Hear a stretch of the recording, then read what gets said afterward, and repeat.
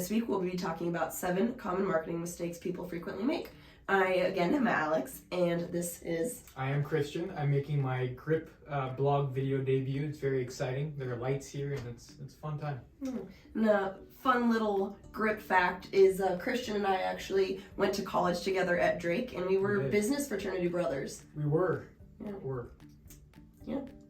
Well, let's jump right in. One major mistake that a lot of people tend to make is failing to differentiate yourself. It may seem kind of like obvious that if you're just doing like a marketing strategy or posting that you think it might be enough, but you really need to kind of emphasize your unique selling point. So what makes you different? Yep. Does anything come to mind for you that really sticks out? Yeah, I'd say setting yourself apart is pretty important.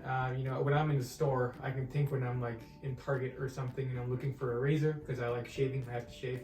I'll go down the razor aisle and I look at all these razors and there'd be like, there's a brand called Dollar Shave Club and it'll be like this really sleek black box with white text on it. And I'm like, wow, that's cool. And the other razors are not, are not nearly as cool.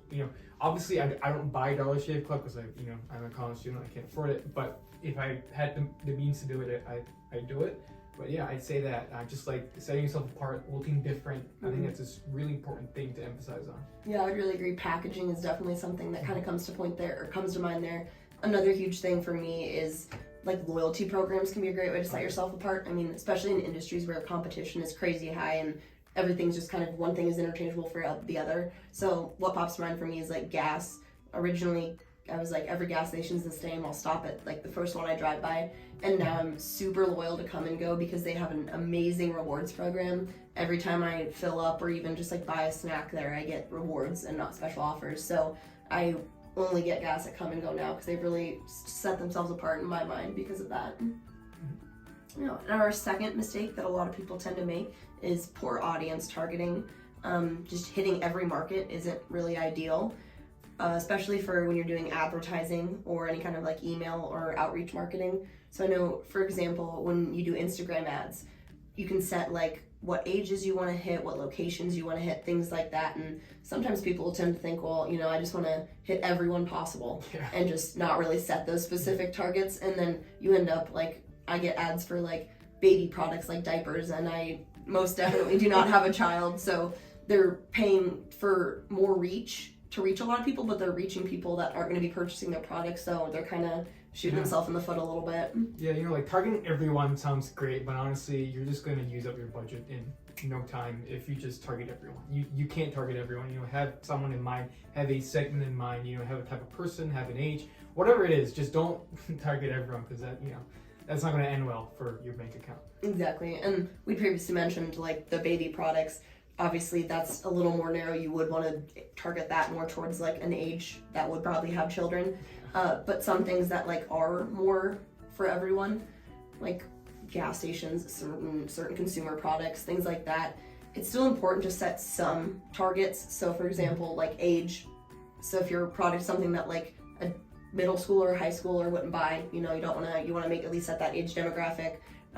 Location is obviously important demographic to always set if you're not like doing something that's shipping or things like that. If you're doing something local, you obviously want to make sure you're advertising locally. And then our third common marketing mistake is not tracking performance. And this kind of applies to a whole plethora of areas. So social media, not tracking your growth from year to year, month to month even. Same with not tracking like website traffic, things like that, what marketing has worked, what hasn't.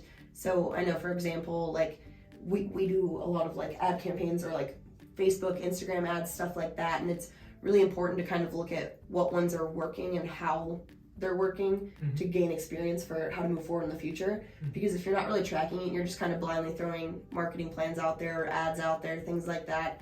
It's not really gonna do you any good if you don't know what's working and what's not. Yeah, a common theme with digital marketing and just marketing in general is really just incremental improvement. Setting up an initial stage, looking at how you did and making improvements based on that. If you're not, looking at how you're doing, if you're not looking at your milestones and how you're performing, there's not going to be any real improvement, and it's going to go nowhere if you don't look at where you are, and assess your situations, and then launch again. So I'd say not tracking your progress, as a marketer, don't do that. I'd say it even like can help build on further strategy because like obviously there's the basic, oh, this didn't work, so I'm not going to do this, or I'm going to stop doing this. But also taking a little deeper look and looking at what is working, and seeing, okay, why is it working? What is it doing? And then using that to inform future strategy. So not necessarily just doing the same thing over and over again, but taking lessons that you learned from things that went well and trying to revamp them and apply them to other aspects. Mm-hmm. Our fourth common marketing mistake is not focusing on repeat customers. When I was writing this blog, one fact that really surprised me was that 80% of purchases come from previous returning customers and only 20% come from new customers. Wow. Yeah, so when you're planning your marketing strategy, whatever that might entail, obviously you don't want to neglect trying to find new customers, but there needs to be more of an emphasis on your returning customers. So this can mean a lot of different things. It could tie back to what I mentioned about Come and Go. They really focus on their repeat customers by offering those loyalty, making you want to come back, giving you incentive to come back. So like rewards programs are a great way. Similarly, coupons, thank you emails after a purchase, things like that. Mm-hmm. I went on, something as simple as, remarketing your old customers. I went on Kate Spade's website, which is like an apparel and jewelry website. I went on there to buy a gift, and I just keep getting a ton of ads for Kate Spade. And even though I probably won't buy another Kate Spade product because I don't use that, it's really interesting and it's really good that they're targeting people who have been on their website. Mm-hmm. Because I've shown I've shown behavior in the past of making a purchase on their website and making a conversion. So it's good that they're kind of coming back to me and marketing to me. I would definitely agree. Along the same lines, I bought a phone case from Caseify, I think it was, for when I got a brand new phone, and then started getting more Instagram ads whenever they released like a new series or a new edition of phone case, and ended up buying phone cases I probably didn't need just because they popped up, and I was like, oh my gosh, that's so fun. Whereas initially, I might not have seen those ads, or I might not have just searched up the specific case, but it just kind of popped up, kept me in mind, and then kept me buying even though I didn't necessarily need it. Well, it's good to have more than one, just in case. Just in case, as I frequently drop my phone. I said just in case, like a pun. Oh, look at you. I bet you guys got it. Right over the head. The fifth mistake would be failing to invest. This one seems kind of obvious, but it's a little more multifaceted than you would think. A lot of people kind of think if you're not an expert or experienced marketer, a lot of people tend to think, well, I've got social media, I'm posting on social media, I'm using hashtags, I have a website, that'll do it, and it's not always enough. Sometimes this means making an intangible investment of money, so paying for ads, paying for expert marketers to help you out, things of that nature, or it can also just mean investments in time, so spending more time actually thinking about what you're posting, when you're posting it, how you could grow your marketing, how to improve. There's just a lot of aspects that go into this, and not making financial or time or commitment can really hinder your marketing efforts. Yeah, people love the idea of going viral. People pursue this goal of going viral because people assume that once you go viral, you open this funnel, people come in there. But really, your chances of going viral are pretty negligible. So I just say, invest in great marketing, invest in a good reach, because let's say you go viral, that's awesome. Or let's say you grow purely by word of mouth or organically, that's awesome. But I'd say don't rely on it. Don't bank on that being your one source of growth. Facilitate your growth by investing in the proper tools and whatnot. Especially brand recognition. Maybe you would get some traffic from referral or word of mouth, but it's not going to be ideally what you want, and it's definitely not going to lead to brand recognition, which ultimately every company wants. You want people to say your name and not be like, oh, I've never heard of them, who's that, or what's that. You want to build that brand recognition, and the way to do that isn't to just hope that people stumble across your social media or that their friend tells them about it. It's to really put the time and money into it to get that brand recognition. And then once you've achieved that, you can scale things back, but it's not something you can just, like you said, hope for, cross your fingers, or expect to happen. Our sixth mistake that a lot of people make is a little bit more broad one. It's just a lot of similar mistakes in content that we see a lot here at Global Reach. So this can be anywhere from website content, social content, email content. So for example, a lot of websites we see where there will be just like massive blocks of text. They're not broken up with headings, there's not pictures. If I see that as a consumer, I just like automatically leave. Yeah. And that's really bad for your bounce rate, your exit rate, just overall terrible for analytics and just your brand identity. And I guess similarly, another one with social media would be I've definitely unfollowed brands or people I really like, seeing their content because they just post so many times, and I feel like that's my entire feed. I think you have to control quantity and quality as well. You know, are there times where you go on an Instagram page and you're like, man, this is just ugly. You know, Yeah. this is just bad design, and that just makes you not want to follow because you know if you have bad designs, you know it doesn't really do much for your rapport. So I'd say make some good looking content, make some good content, and post it frequently enough, but also infrequently enough. Does that make sense? Yeah. I don't know. Just don't make mistakes. Yeah, I think the mindset behind what you're talking about is definitely the idea of just, more is always better. More pictures, more people see it, more opportunities, which isn't always the case and just can hurt more than it helps.